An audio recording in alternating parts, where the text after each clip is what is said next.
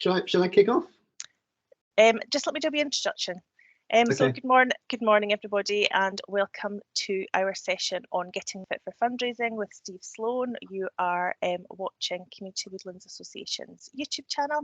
I'm Sharon Smith. I am the Member Support Officer, and it's lovely to have you here today. And I'm going to hand you straight over to Steve to get started.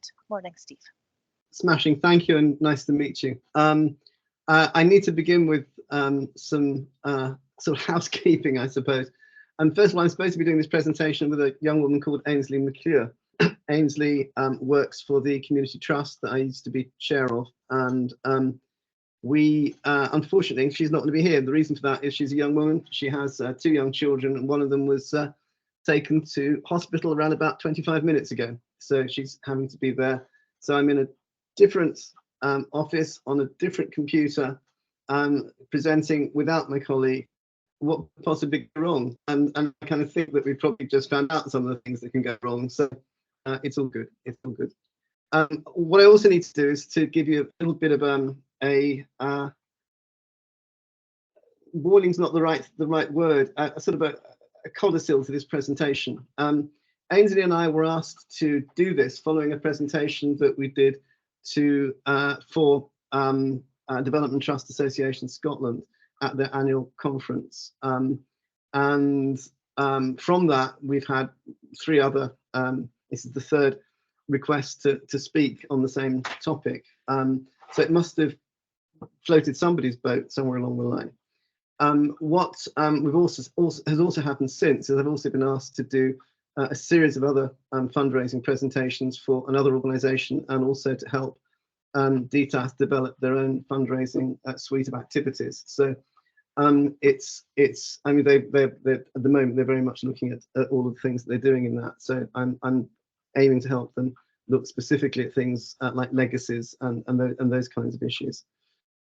So there seems to be sort of a lot of interest in fundraising. One of the things that I would say, though, is that this presentation hasn't been much adapted from the presentation that we did in September, and it's very much a generic approach to income generation, and it's talking about good practice really in connection with those things. It's not going to tell you if I want to go and get money for a new community woodland, then that's where I go. That's not the intention of this. It's about sort of helping fundraising behavior and those sorts of things. Now, I didn't see who you were until last Friday, and I think that probably this presentation is going to be okay for some folks, and it's not going to be so good for others because you're further on down the line. So I think there are 2 ways around that. The first one is that we've got a question and answer session at the end, and we can deal with some of the issues there. And then perhaps some of those more specific things can be taken back by Sharon to Community Woodlands Association, and then maybe we can address those at some point in the future. And the other thing is that when I was asked to do this, nobody knew what my commitment to Community Woodlands is. I'm former chair of Borders Forest Trust, so I have a significant interest in community woodlands. What I would also say is that I'm doing this as a pro bono activity with you right now, and that's a commitment I'm happy to continue. So if there are specific issues that come out of this, specific areas of fundraising that you want addressing, then I should put it out there that I'm open to be asked to facilitate something in connection with those things at some point in the future. So this doesn't have to be the only presentation that we do. So with those codicils in mind, I'll kick on into the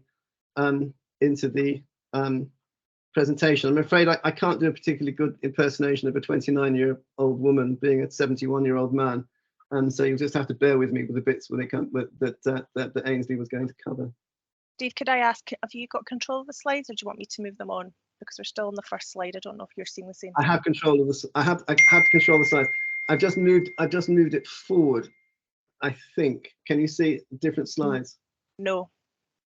Okay. In that case, you're going to need to move them forward. I'm afraid there's going to be a lot of moving forward. That's okay. Is it the first? Is the second slide we're on now? We got to go all the way down. So just go all the way down the second slide. It's me introducing Ainsley. Okay. Yeah, that's where you're on. Okay, fine. I mean, basically, what I'm saying here is I'm not the normal run-of-the-mill fundraiser. As you're going to find out, I've been doing this for a very long time. Ainsley, on the other hand, is the community development work in the trust that I used to chair, and she's someone I supervise and who's brand new to fundraising. We're finding that was quite useful because certainly in the Development Trust Association Scotland presentation, there were lots of people there who were absolutely brand new to fundraising, and it was good for them to have somebody to relate to who they knew was also at a similar stage. So we're going to be explaining some of these things through her ideas as a brand new fundraiser. Next slide, please. Okay, next slide. Why me? I'll think if we could just take this down to the first box, the first red box with red stuff in it. Okay, so in terms of Development Trust Association Scotland conference, why did they invite us? Because we represent a small rural community of about 700 people. And we've raised about 300,000 in 18 months, with a further 200,000 in the pipeline and another 200 to 500,000 in planning. 2020, we had literally nothing. We had 200 quid in the bank. We had no staff, we had no buildings, we had no community-owned assets. That's what we were. We had nothing at all. Now we've got a community hub, cafe, we own the car park, on which the trust is going to build our net zero responses, storage facilities, a bunkhouse, outdoor market, and affordable housing are all things that we're aiming to work on.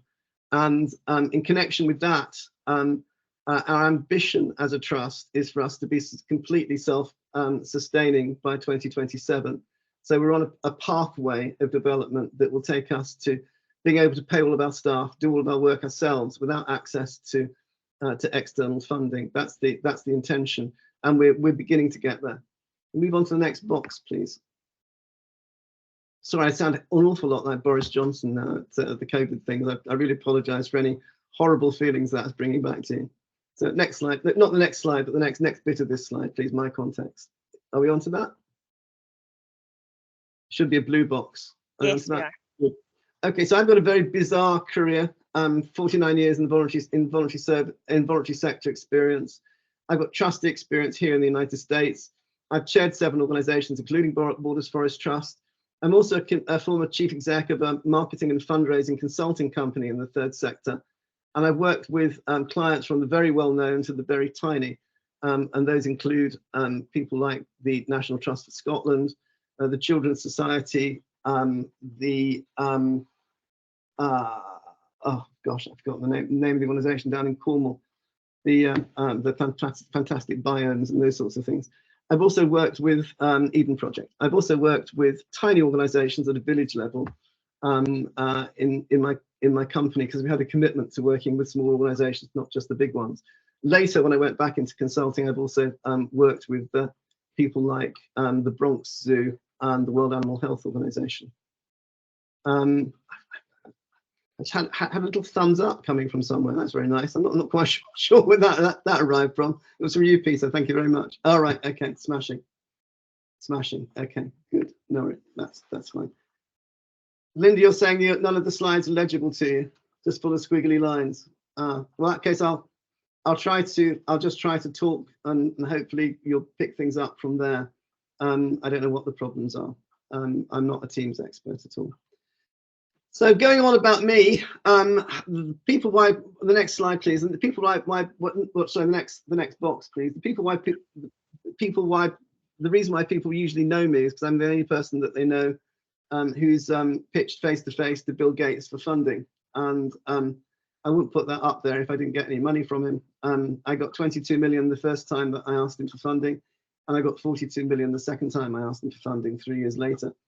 I'd say that my personal expertise is in relation to organizational repositioning for income. I've actually repositioned 2 charities whose income processes were failing, 2 national charities, and I've gone in and turned them around so that they're successful.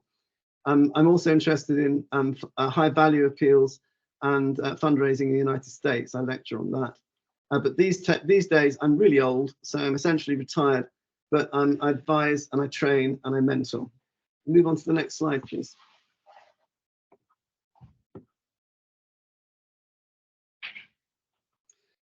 So, you might as well take it right the way down to the bottom.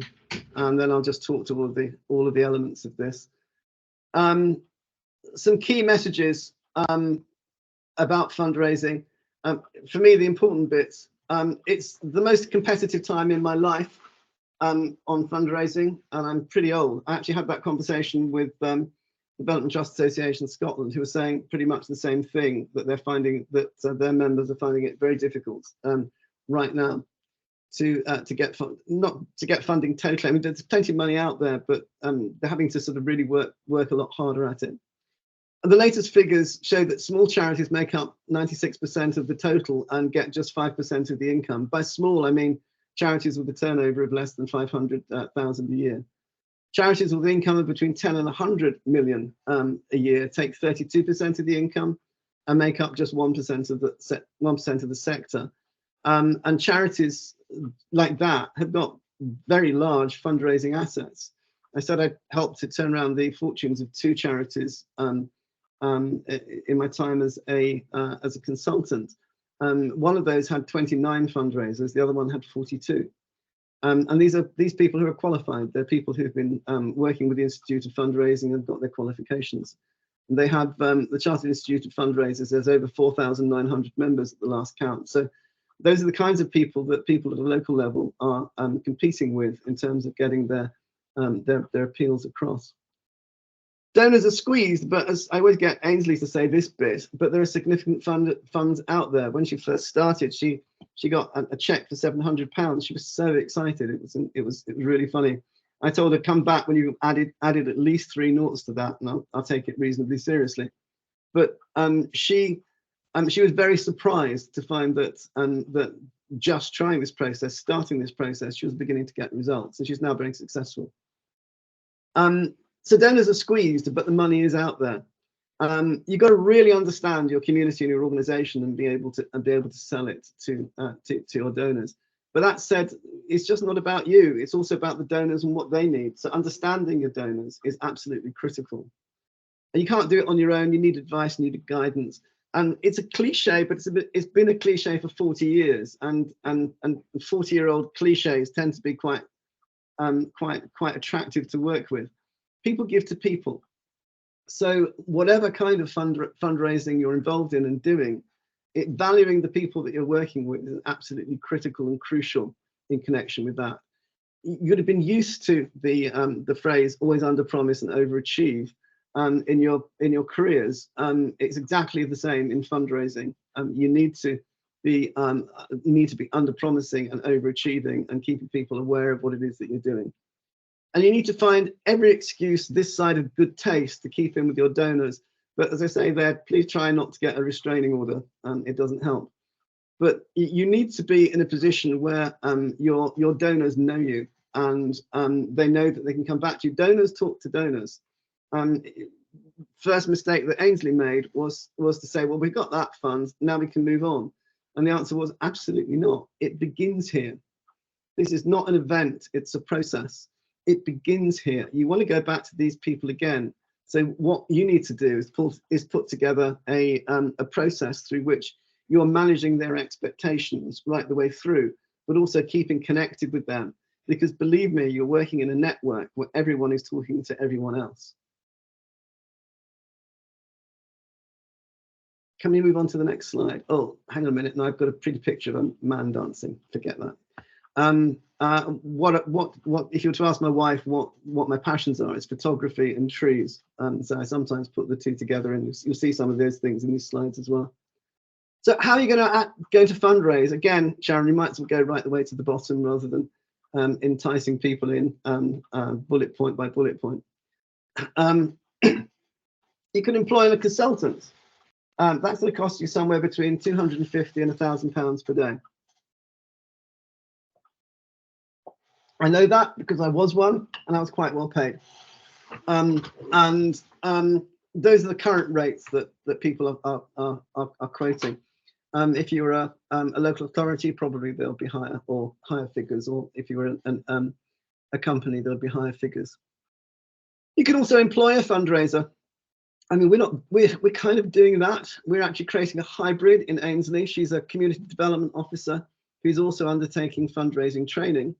But if you were to employ a fundraiser yourself, you're looking at a minimum of about 35,000 a year, going up from there to get anybody of any quality. The reality is that 80% of the fundraising jobs in the United Kingdom are either in London, Edinburgh, or Glasgow. That's where people go, and that's where the salaries are. There are some charities out there who are paying their heads of fundraising more than they're paying their chief executives, because that's the market.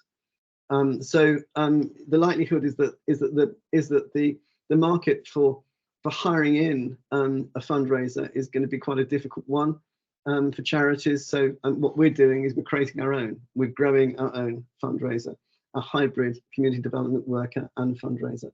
It's costing us. People want to know how much it costs to do that. It's costing us around about £2,500 to have her trained as a full-time fundraiser, not as a part-time fundraiser.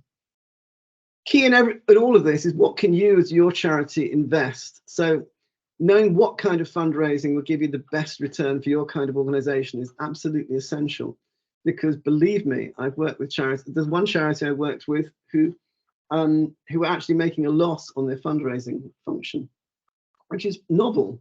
They obviously missed the first bit of the phrase fundraising. They're supposed to be covering their costs, but they actually weren't.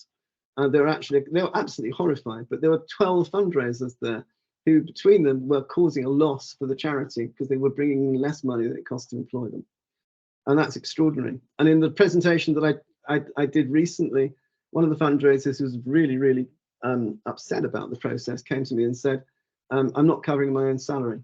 So knowing that you're going to have a fundraiser, you really need to be sure that actually they're going to be in a position to deliver for you.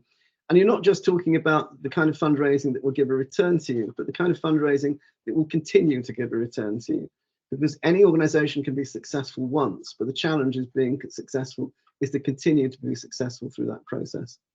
So I'm basing this presentation on the likelihood that most places don't have a permanent fundraiser. Can we move on to the next slide? So what kind of donors are you going to aim for? I mean, the list is there. Some of it is in blue, some of it is in black. I mean, trusts and foundations we're very often used to going out to. Institutional fundraisers like the Lottery, Scottish Government, Westminster Government, major donors, possibly business sponsorship, shares. You're going to hear more about shares, and I think that's an up-and-coming area of work for charities like ours. But business sponsorship can sometimes be confusing. I very often met people coming in from business into charities saying, business is the way to go because that's where the money is, and very often it isn't, because it's a very specific and key area of fundraising for certain organisations, but not for others. It can be a distraction for others. Generally speaking, the returns that businesses are looking for in terms of the work that they're doing with you can actually be very onerous and very hard work. So if you happen to have an opportunity to work with a specific business that's got a very close connection with the work that you're doing, fantastic. But building it from scratch can be very challenging. The areas which I've put a bit of emphasis to on this slide, and Linda, if you're not seeing it, I apologise, but the three that I'm putting there are appeals, legacies, and earned income. Earned income is becoming a significantly larger portion of what charities are doing right now. I mean, basically delivering against contracts that they're being paid for. The connection, the difficulty with that is being sure that you're actually making a profit against it and not being pulled into a position where you're not charging full cost recovery for the work that you're doing. So some organisations are very good at that. The presentation I did in Glasgow, DTAS, there's another organisation that was getting something like 40% of its income through earned income, but it was very much a contract culture, and they were happy with that. Some people won't be happy with that. They'll be looking for something different. 51% of the sector's income comes from appeals.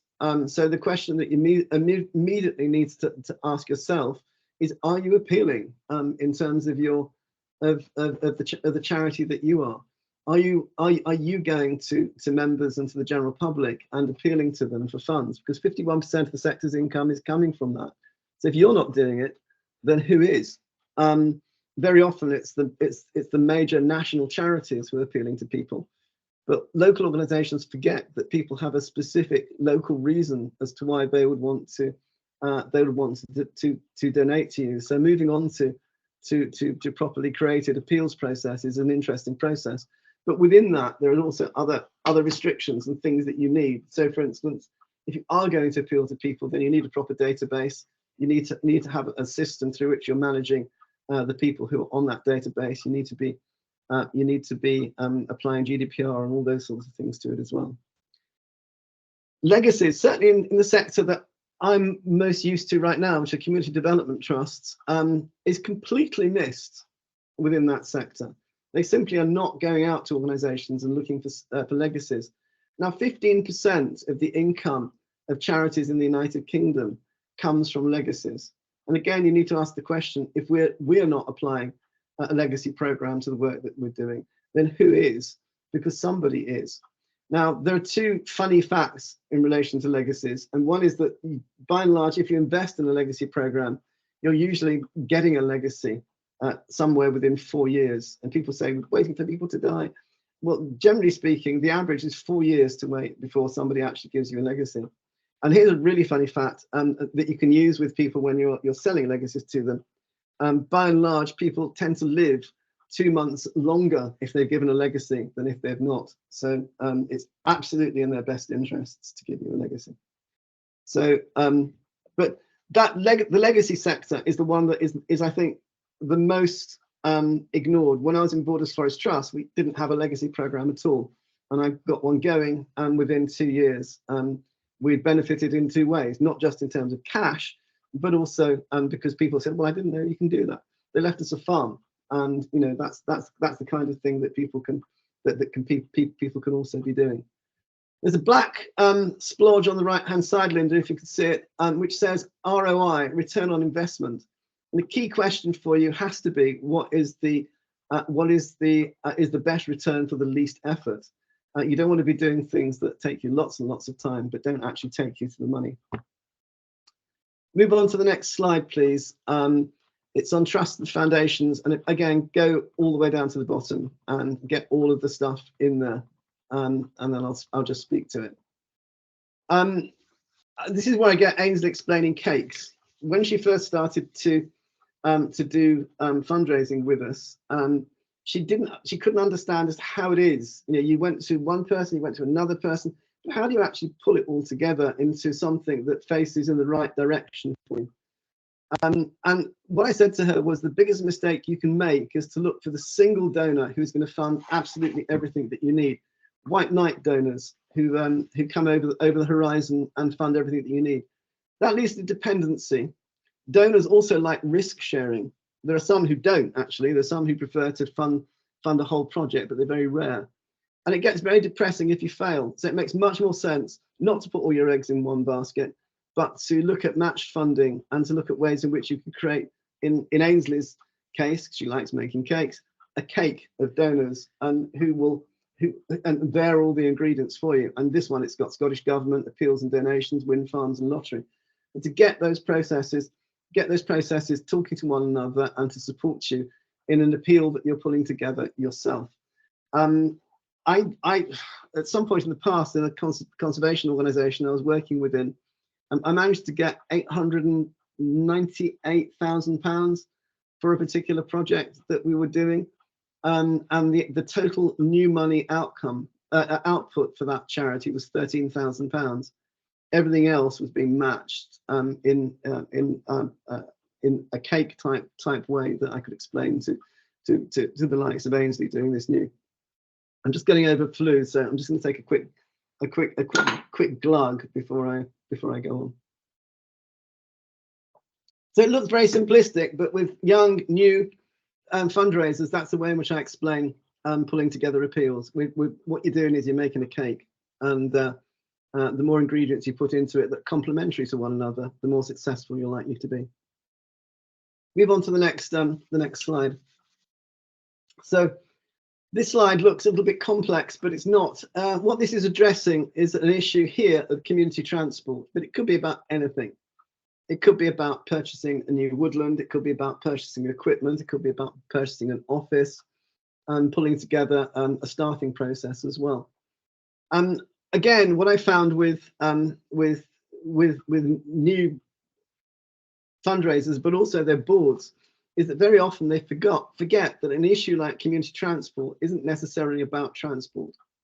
It's about many, many other things and many other ways in which it can be addressed. So, and the issue really is to create the demography of your approach, which in this case could be about elders, about children, about disability, about carers, about single parents. Very often for organizations like Borders Forest Trust, I can say that because I chaired them, the issue would be that they would see themselves as about trees. But in terms of the donors, they weren't necessarily seeing this about trees at all. They were thinking about it through people and the kind of impact that that would have on people's lives. So in terms of this thing that I'm addressing here, which is community transport, it has relevance in the health agenda, it has relevance in net zero, it has relevance in the poverty agenda, it has relevance in social isolation, employment, sport. There'll be many others.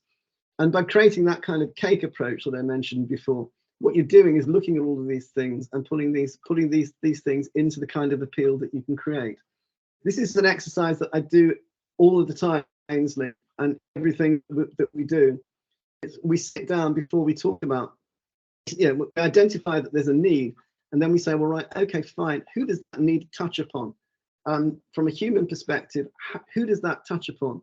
And once you've worked that out, then you can begin to look at the other partners that you're beginning to bring into the funding process that, for in this case, community transport. The most important thing is, I remember years ago when I worked as chief executive of an organization called GalvMed. It was the Global Alliance for Livestock Veterinary Medicines. I was their chief executive. And my first comment to a bunch of veterinarians was, if you think this is about cows, you're completely wrong. It's not at all. It's about who uses those cattle. That's how you can actually get into the likes of Bill Gates and those sorts of things. And it's what you will be doing. Okay, I'm getting a feedback, which is something that is very noisy coming out of my computer. Yeah, I think it's Peach. I'm just going to mute you again. There you go. Magic. Thank you very much indeed. Okay, can we move on to the next slide, please?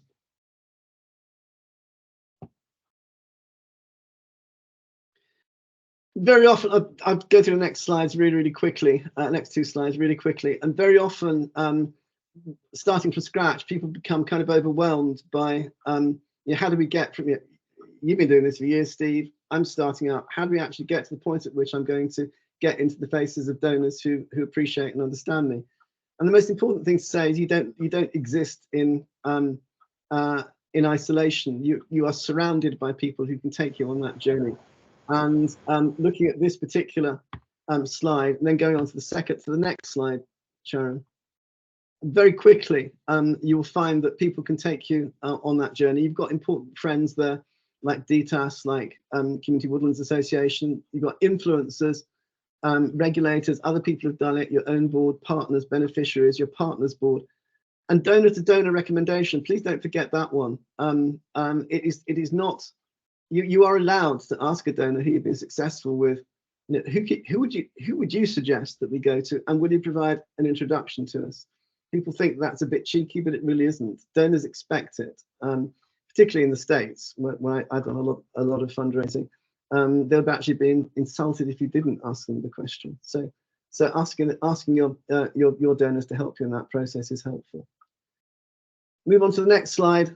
I'm getting fit to improve your hit rate with donors. Just again, go all the way down. You need to understand yourself, and you need to have a capacity to offer community relevance and acceptance in the community of that relevance. You need to have a really good understanding of your beneficiaries and how they're going to benefit. I mentioned that before. A capacity to state in plain words what the problem is and why you specifically are providing the solution. And a very clear baseline that illustrates change when it comes. And a very well developed product backed with statistical provenance. I talk about 3 levels of proof: the research that we do, the research that an external organization would do, and ideally the work that your worst enemy would do that proves your case. You need three levels, ideally 3 levels of proof for the work that you're doing, and some of that has to be third party. And you need your own branding, and you need core communications that you can all adhere to. The worst thing that can happen is if the person who is doing your fundraising develops a program of communication with donors, and then you bring along your chair or your board, and they say something completely different. I did an exercise with a trust once, who seemed to be very much together. Everyone seemed to know what they were doing, and I said to them, right, fine, okay, I want you to put across to me in 15 words what your organization does. Yeah, you all know this, you're all trustees, you've been here for years. 15 words, what does your organization do? I think there were 11 people in the room. We came out with about 14 different descriptions, none of which were accurate. So we needed to go back to all of that and say, right, okay, we have to communicate together in the same way. It's the only way in which we can do that. And by the way, I'm managing that process of communication, you're not. And then we went to the donors on that basis. I'm not sure whether I can't see all of my slides in one, so I'm not sure whether I'm saying this later on, or I'm going to say it now anyway. One of the other things that you really need to think about is the kind of approach that you have in bringing everyone together in your organization. It's not just about communication. It's also about sorting out the kinds of clashes that might become evident as people are talking to other people in the process. Another thing you also need to do is to do the basics right. So for instance, I've actually worked on both sides. I've been both a donor and I've been someone who's looking for funding. It's extraordinary the number of people who just don't answer the questions. When I first started out in fundraising, you could probably say that about 75% of the applications were incompetent. But that's like 30, 40 years ago. Now people are being trained up in this, so you don't get that anymore. I actually once said to a colleague who was also a donor, how do you actually differentiate? He said, well, I tend to dismiss the ones that are written in crayon first, and then I move out from there. But nowadays, probably 80, 90, 95% of the applications are relevant, and people are answering the right questions. But you do get some hilarious circumstances. I once had somebody say, I'm not going to fill in the forms. What I am going to do is send you some books to read so that you can understand what I'm doing. And then you'll be in a position to understand the questions. And I kind of sent him back and said, I get 6 hours a year to assess this. It's probably going to take me about 24 years to assess your application based on the speed that I read. So you might just want to actually fill in the answers on the questions. You'll be surprised at the number of people who don't. But so getting that right, making sure they're answering the questions, that's the minimum now. That's what our job as fundraisers is, to not give people excuses to not give us money. So think as to what is likely to actually put them in a position to not give you some funding, and then do the opposite. And one of the things is fill in the forms. That you'll be absolutely astonished the number of donors who will look through the forms and say they didn't answer that question. That's on that pile. Quite worrying. Move on to the next slide. Thank you. So the essentials that you need. Actually, I think I do touch upon that. Oops, oh, sorry, I've gone a slide too far. So yeah, if you go down all of that slide, the essentials that you need, the day-to-day stuff, understanding your return on investment, access to a good fundraising database. There are loads of people who have them. DTAS has them, SCVO has them, your local third sector intermediary organization will have a database that you can use. And then training to use it. And Ainsley is very good at that now. Her professional fundraising training has helped her in that process. She can now discriminate from the kinds of organizations that are giving a return on that fundraising database. But you can search the database and get what you want, I'm sure. You need backing, you need time, 12 to 15 months. I've been approached by organizations who say we run out of all funds within the next 3 months. What do we do? The answer is close down, make your staff redundant nicely, because you've come too late to this question. You need at least 12 to 15 months from an idea to check. You also need day-to-day information and fundraising updates. I've found increasingly recently, and this has been sort of confirmed by a number of other organizations, that donors are moving on to a process where they're saying, right, okay, we're opening a program and we're closing it within the next 6 weeks. And and to an extent, I look upon that as really finding a way in which they can discriminate between those people who aren't serious and those people who are very serious and who are going to deliver for them, because they're giving you almost unrealistic return dates to get stuff in. But if you the question here is fairly simple. Are you likely to be more successful if you get that information on week 1 of that process or on week 6 of that process? I would always advise people getting stuff in early. So being tied into day-to-day fundraising information and fundraising updates through the likes of SCBO, DTAS, I don't know, there are many organizations, Directory of Social Change. Having that kind of that kind of currency is really, really important. And I can think of 3 funds that are my own organization, the Trust, has accessed that really had those characteristics in the last 12 months. Be inclusive. It's not necessarily about competition. Donors actually like circumstances when you're working with others. So pulling together good funding partnerships are really important, and have critical friends. And one of the pieces of work that came out of DTAS for me was a request by a relatively local trust. Can we get funding for this? 2 questions. Can we get funding for this particular piece of work? And should we do it? And the answer was, you can get funding for almost any piece of work if you try hard enough and if the cause is relevant. Should you do it? It's a totally different question. And to be blunt, in the case of that organization, they really didn't need to do it because they were very successful in their work. And the piece of work that they were being asked to do might be doable, but it was also going to drag them away from their core objectives. So the key message to them was, at the moment, think through, would you do this? Does it make sense? Where does it take you on your journey? Drive, dedication, and brass neck.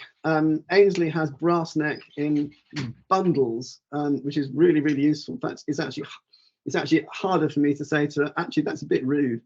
But she will always ask the right question of people. She has no concern about asking the question. As she says, you only get a negative answer. And don't worry about the noughts. It is absolutely true that it is as hard to get a 10,000 grant as it is to get a 100,000 grant, as it is to get a £1 million grant. The application processes these days are getting harder and harder for the smaller amounts of money. In fact, I think that it's actually disproportionately changed for smaller amounts of money than it is for large amounts of money. Move on to the next slide. Some tools and where to find them. This is just a kind of a reference for some of the places you might go to get information. The more partnership I reference, because when I closed my own consulting company, I passed a lot of my work across to them, and they are Scotland based. The majority of consulting companies are actually based in England as opposed to Scotland, but more is based in Dundee. And then there are some books that you might want to read. Director of Social Change has a number of really useful publications and training webinars that you can connect with. Move on to the final slide, which is thank you for listening, and also a little thing from Ainsley. I can't actually see it there, but at one point I had something that bubbled up saying, yeah, me too, but doesn't appear to be there now. So that's me done. I'm sure that you might have picked up some stuff from there, but the other things I'm sure that we haven't touched upon that are important. Haven't got that much time left, probably about 10-15 minutes. So it's basically over to you. Thank you very much, Steve. I'm just going to stop recording just now, and I'll stop sharing so we can see each other better on the screen.